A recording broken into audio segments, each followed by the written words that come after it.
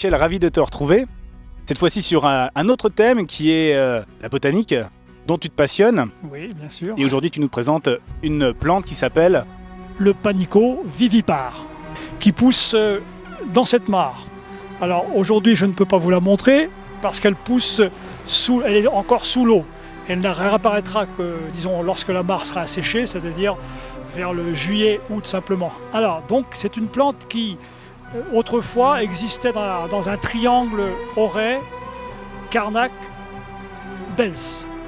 Et seulement là, dans toute la France. Et donc, cette petite plante, on en trouvait, disons, des millions de pieds. Alors, cette plante a été découverte en 1839 par un médecin d'Auray qui s'appelait Monsieur Aymon. Et après, elle a été étudiée par des botanistes. Et puis, au cours des années 60-70, elle a commencé à disparaître. Est-ce qu'on sait pourquoi cette plante a disparu dans les années 70 ? En fait, c'est l'abandon des cultures traditionnelles. Autrefois, toutes les zones où poussait cette petite plante étaient nettoyées. Elles étaient pâturées par des bovins.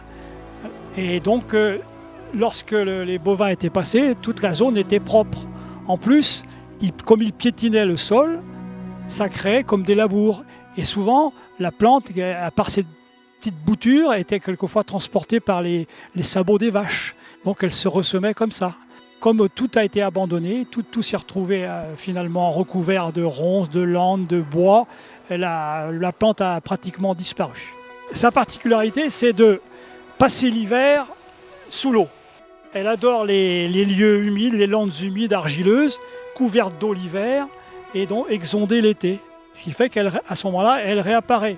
À Carnac, elle poussait dans plusieurs zones. Elle poussait dans cette zone de Touchignan, elle poussait près du Runel, elle poussait aussi près du camping Les Pins à Kerlan, elle poussait dans une mare en face le Styroène. Heureusement, il y a un botaniste morbihanais, Gabriel Rivière, que je connais bien et qui habite à Ploërmel, qui l'a retrouvée en 1975 à Bells.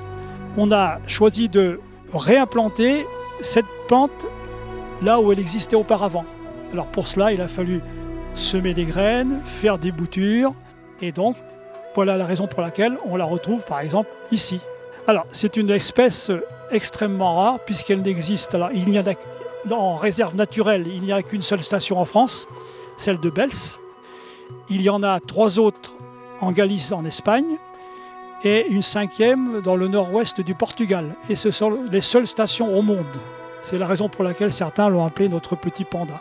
Par contre, j'ai retrouvé dans des documents de quelqu'un que les Carnacois connaissaient bien, c'était monsieur Jean Thomas. Jean Thomas, qui était à la fois donc enseignant, directeur d'école, correspondant du journal Ouest France, et aussi membre de l'association paroissiale.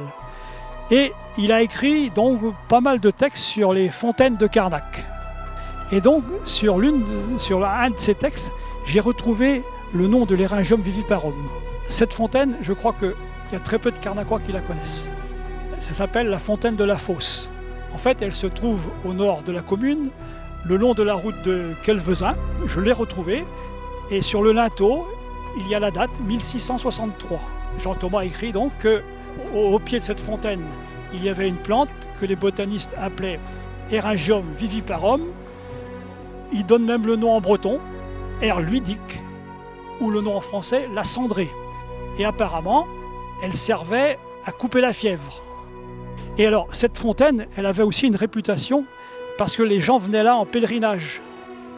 Et tous ceux qui avaient des problèmes aux yeux venaient se faire soigner à cette fontaine.